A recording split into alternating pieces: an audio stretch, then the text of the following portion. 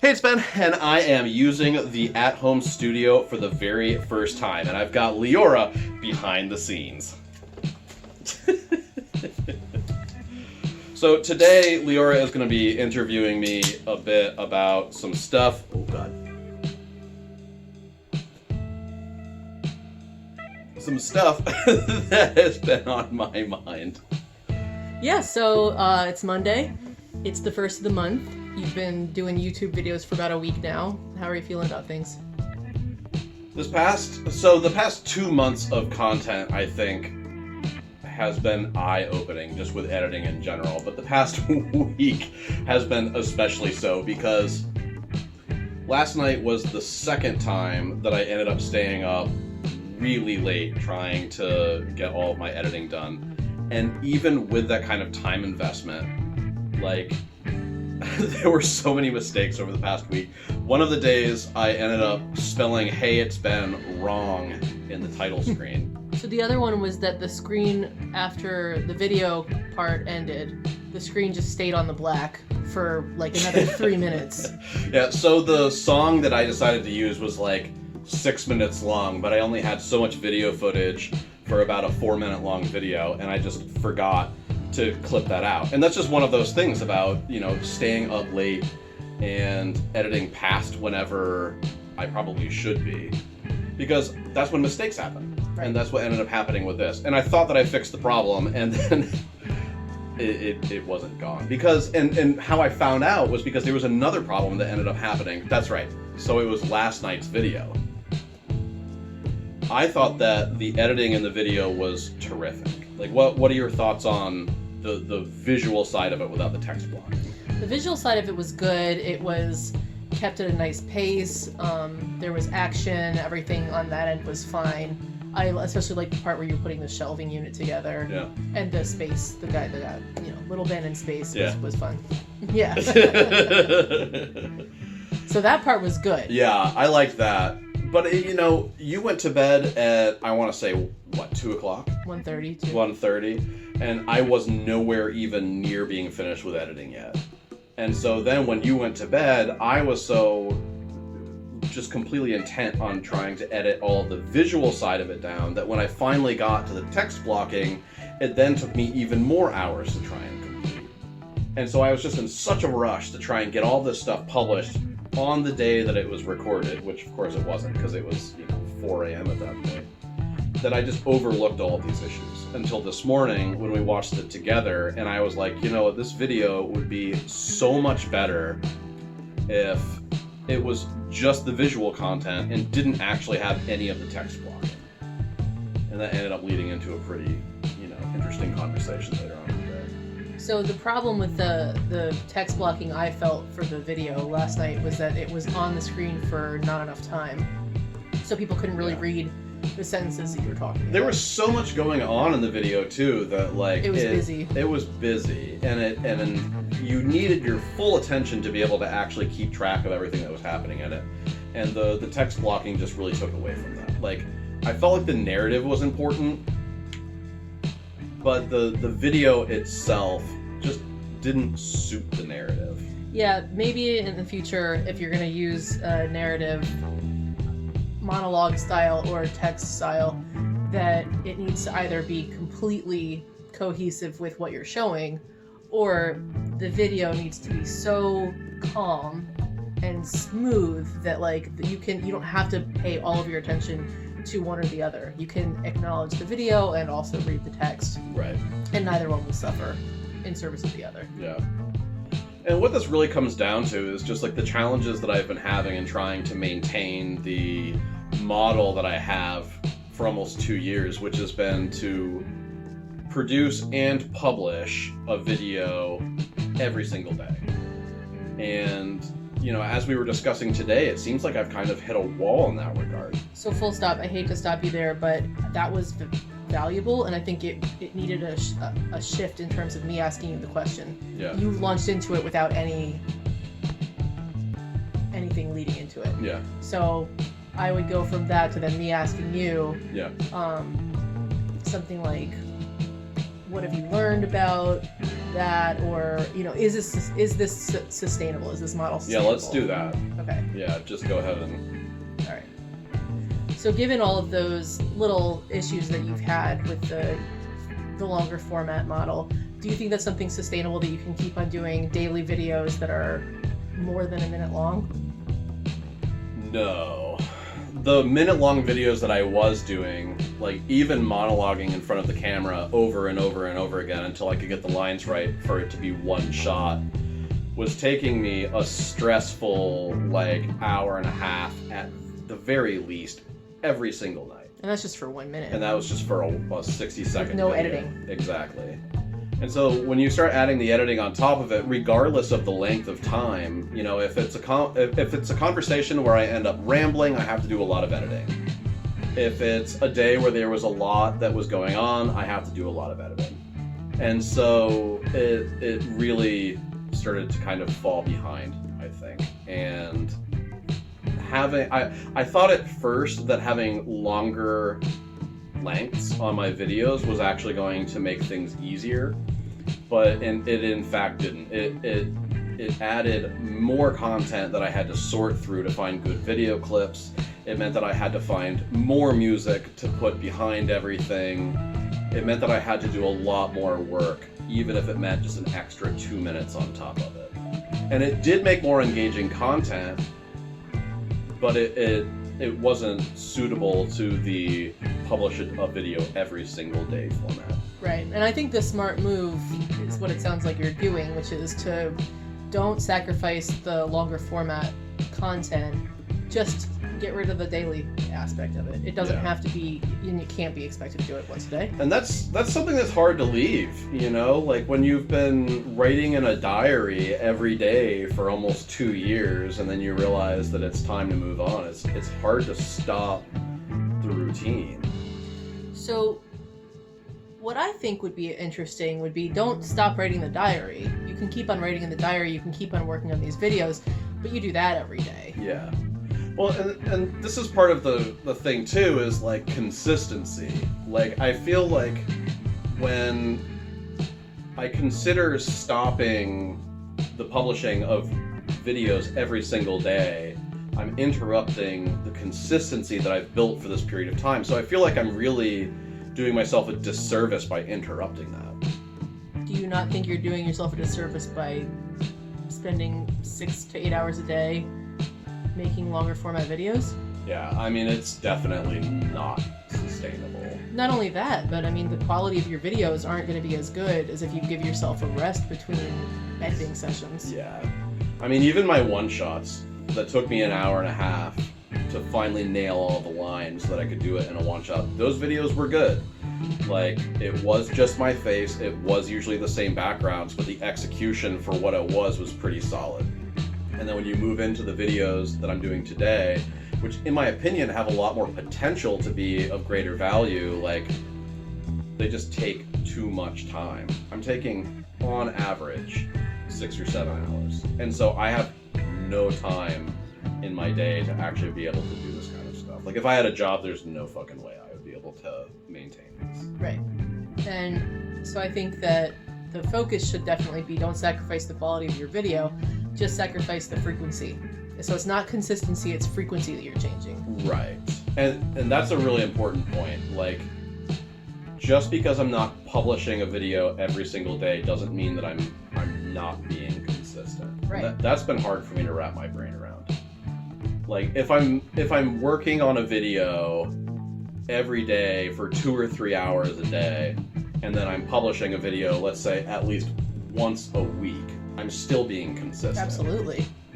Plus that video is going to be amazing. The video is going to be of much higher quality if I actually have the time to edit it that I should be investing in it. I have no idea what that's going to look like, but there are so many occasions when I'm trying to use editing software and I just don't know what to do. Yesterday was episode 666. And so what I really wanted to do was, have the title come up on the screen and then have thunderbolts and a devil face and all kinds of stuff to be oh, it's 666. But I couldn't do it. And I was really frustrated about the fact that I had to leave that opportunity behind. But when I was doing the daily publishing, there was no time for me to live my daily life and also learn all of the editing maneuvers that I needed to in order to be able to produce that. So no, like I agree that spending more time on editing is definitely going to benefit these videos. Sure, and you're still spending all the time on editing, you're just not spending it all in one day. Right. So the videos are going to be really solid as a result. Yeah. They'll allow for me to explore deeper content too. Like, thinking about all this stuff on the fly based on just the thoughts that I was having today in passing isn't going to really allow for me to explore things the way that I should be. So with this being said, do you think that you're also going to be still putting something out on the different social media platforms every day, even if it's not the long form video that's going to be once or 2 or 3 times a week, maybe at most? Do you think you're still going to have a presence, even if it's a small one, on your other platforms daily? I'd like to try. You know, for example, one of the things I was feeling really challenged by is trying to figure out appropriate content for TikTok and the unique fingerprint that it has, and thinking about the stuff on the fly every day and waiting for funny things to happen or anecdotes that I could share. Plus hoping you have your camera with you. Yeah, and hoping I'm recording in the moment. Like, those moments don't happen as frequently as I'd like. And so being able to actually plan out content for something like TikTok is going to be a huge benefit. Being able to plan out an hour, 2 hours just chatting on Twitter with people about subjects that we have in common, that is going to be something that can help. And that isn't something that I've had time for over the past 2 months. Right. So maybe to wrap things up, I don't know if you're ready to, but maybe to wrap things up, we could talk about the differences that you have made now versus where you were when you started your daily monologue videos. Yeah. Like, what are some things that you've done to up your game? Well, when I first started doing these daily videos, I just wanted to make sure that I could do a daily video. I was limited on tech, so I couldn't edit because I didn't have a laptop or anything like that. I had started just months after being homeless, and I had this big dream that what I was going to be able to do is just document the process from being homeless to being financially secure using nothing but self-employment. Sure. And so, like, that chapter I experimented with, and it didn't really pan out the way that I wanted it to. And then that moved into the phase where it was still kind of exciting for me to do it, because then I was leaving North Carolina and moving to Philly. And, you know, then I was walking around downtown, I could talk about my job and all the new people that I was meeting, and that was interesting. But during all these phases, like, the topics kept changing, but the depth stayed the same, in my opinion. You know? It wasn't a deep dive, it was... Exactly, and that's something that I really want to get into. You know, like, I know that people appreciate the updates about my mom's health, but I haven't really had a lot of on-camera time to really discuss what it is that I'm feeling. Because that stuff is really hard to get into. It takes some momentum in a day to really build up to that kind of stuff and to capture it. And so standing in front of a camera, recording over and over and over again, doesn't really do that. So I feel like there's other things that really could have benefited from it as well. You know, we lived through the first year of COVID, and I could have been, if I had been editing at the time, covering, you know, what the grocery stores were doing, what it was like to be wearing a mask, right, you know, in all these different situations, and I didn't. You know, we lived through a very political time period that was tumultuous, and I wasn't prepared to talk about that stuff on a daily basis.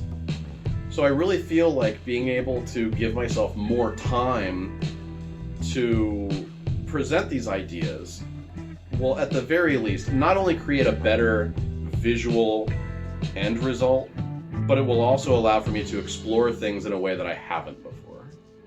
Great. So full stop, because again, what I wanted to, I don't know if you want to wave it yourself. Mm-hmm. I also want you to talk about is like getting the studio, adding editing to your videos, stuff like getting the microphone, things like that, the tripod. So I do want you to talk about that stuff, like the where you come, not just in your intent and in your content, but the way you're producing the videos. Yeah. So I don't know what you want to do about it, but I'm not going to ask the same question. Yeah, just say, tell me about this microphone. Give me 1 second. Well, it's not just the microphone. I know. Okay. So let's talk about the microphone, the studio, some other stuff that you've done to really level up in terms of your video production. Yeah, so I ended up getting, as a gift, this microphone here from my very good friend, Tom, out in Portland, Oregon. And I can't wait to start using it.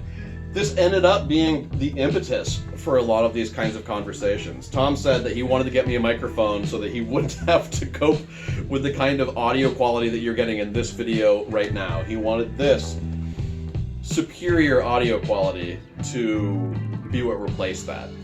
And what I ran into was I had to use my laptop off screen to be able to use this, and then on top of it, I would then have to sync the audio from that separate file onto the file that everyone is actually viewing. It ended up being too much work for a daily video. If I wanted to set this up for future videos, fine. But for being able to publish a video tonight that I record tonight, it ended up being a roadblock. And so, you know, in the very beginning, when I started shooting one-shots, it was just me and some kind of device that had a camera on it. I feel like I started moving away from everything when I first got my tripod. And that happened only about 2 months ago. That was like a serious game changer. And I think that really got the ball rolling into questioning what kind of content it is that I could move forward with. And so between the 2 tripods that I have and this microphone, I really feel like I'm finding myself in a situation where like I'm being held captive by the one-shot model because I can produce something so much better with all the equipment that I have now if I just start exploring different formats moving forward. So that was interesting with the tripod. Which came first, the tripod or you deciding to edit your videos with B-roll and footage of like the basketball and the walks and stuff? I think they were both about the same time period. Yeah. Yeah. So those were 2 big things that you changed early on. Yeah. That seemed to sort of get the ball rolling for the other stuff. Yeah, you know, for the majority of the content that I was doing, it was just me and my phone. And then something happened in, you know, November/December. And I decided to start doing that. You know, what it eventually was, I know one of the leading factors was everybody in my life that has been watching these videos at least one time told me that it would be so much better if I could edit in content from my day on top of my one-shot monologue. Right. That I should be able to show people something rather than just tell them about it. That was the big one. And it was difficult. I remember other people talking about it, and me too. But it was difficult for you to, like, if you're talking about a recipe you want to make, it was difficult for you to also get the footage of that and somehow get it in the same format, because in that way it was really disjointed. Exactly. So it felt like the epiphany happened when you were like, let me just do it all in one. So I'm not cross-platforming. I'm just saying, here's my one video where I'm talking about this stuff and showing you this stuff. Right. And I thought that going to just one platform was going to fix the issue, but it didn't. I thought that by just putting my daily video on YouTube, it would decrease my editing time significantly, and it had 0 impact. Well, sure, but like we've talked about, like it was. I don't think it was ever a model that was sustainable for a daily content if you were just moving away from the monologue. That was something you could do with one camera, talking into the camera for 1 minute at a time. Yeah. That is sustainable for a day, for a daily content. You did it for 2 years. Yeah. But if you want to level up, it's gonna need to decrease the frequency. Something needs to change. Yeah. So the frequency right now is like the only thing that has to be sacrificed, exactly. Which I think is perfectly fine. Yeah, one of the things that came out in this conversation, I was having such a hard time with the consistency thing, meaning that I wasn't interrupting the consistency that I had at publishing a daily video every day. If I stopped that, and yet I'm also editing video, let's say 2 or 3 hours a day. That's still consistency. Sure. And I remember reading Stephen King's book on writing, where he's talking about writing 2,000 words a day. And this is something that I'm really trying to keep in mind, is if I were to work the equivalent of that, if I were to put in 2 or 3 hours a day editing content, that's my 2,000 words a day. Yeah. And that's consistent. So that's something that I'm really trying to wrap my brain around. Yeah, consistency and frequency are two different words. Exactly. You can change the frequency and not change the consistency. Yes. And you know, there have been certain topics that I have avoided because the target audience of this footage, of these daily videos, I have wanted it to be friendly towards employers if they stumble across it in the future, for potential clients if they stumble across it in the future. And so there were a lot of things that I kind of stayed away from that I feel like now I can start doing, I can start exploring some different things. Sure.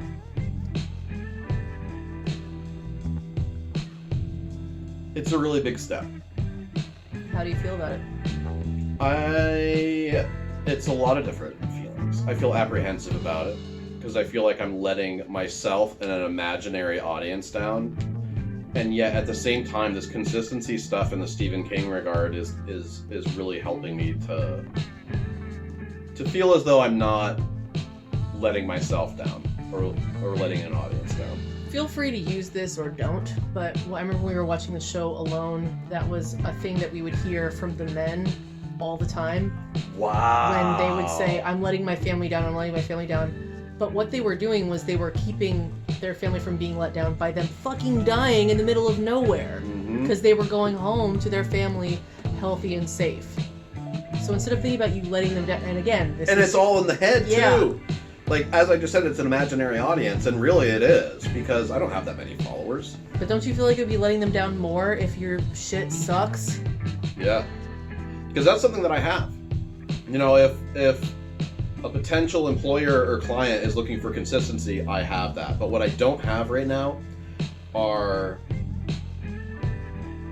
how can I word this? Like, consistent, high-quality videos. Focus on consistency when it comes to quality. Yes. But frequency, again, consistency and frequency are very different things. If your consistency is once a week, then you're still being consistent. Yeah. So what I think I'm lacking right now can be solved by one high-quality video per week. Absolutely. And then if I need to couple that with telling people that I also did these daily videos for a period of time, then I can. You can demonstrate that you, like, look back at this, you know, orange hat over the 2-year period where I was doing it every single day. Yeah. So yeah, it's just about fleshing everything out. And as you keep saying, it's leveling up. That's what I feel like I'm doing. I have outgrown my hermit crab shell.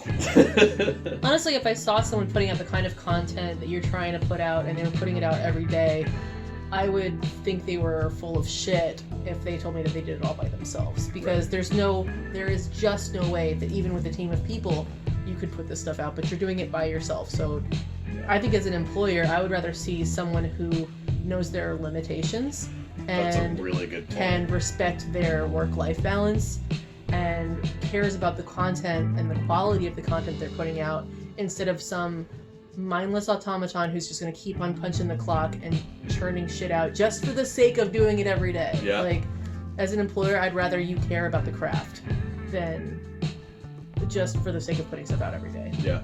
And I've been caring a lot about it. The more I learn about editing and filmography and all of these kinds of things, like, there's so much that goes into it, and there's a lot for me to learn, and I definitely want to honor the industry as much as I can. And honestly, like, it would be pretentious if you were to keep on trying to do this shit and like, look, I can do, like, no. Yeah. No one can. It's just not it's not acceptable. It's not a reasonable expectation. When I wasn't working, that was one period, and then during COVID was a second period, both of which allowed for me to do it.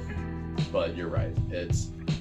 I set out to try and create an example for people that yes, you can create daily content.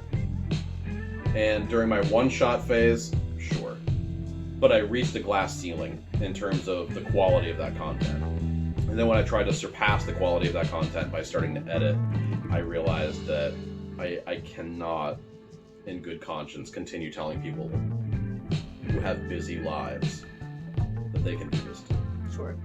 They definitely need to consider either doing the one-shot format like I originally had, doing really short videos, which is like, man, today is tough, and that's all it is. Yeah. Or moving towards something like we're talking about right now. Yeah. And I think it would be valuable to come up with an amount of time that you think is reasonable to set yourself to work on this every day, and set an alarm. And when that alarm goes off, you hit save. That's that. You're done. Yeah, which will be so nice. It'd be nice for me too. Yeah, over the past 2 months, an increasing amount of time has been spent on this stuff. Everything in my life has basically formed itself around creating content for a daily video and then editing a daily video. Right. So, like, cooking myself dinner, like, cleaning the house, taking a shower, doing something with you besides, like, going for a daily walk or a daily basketball game. Like, it has had an enormous impact. Yeah. So, yeah. In that regard, I'm looking forward to having some work-life balance. Yeah. Got it. Yeah. So yeah, I think I'll leave it there. You know, I'll check back in with everyone maybe tomorrow. But maybe not. Deal with it. But maybe not. Fuck it, I'm gonna leave it there.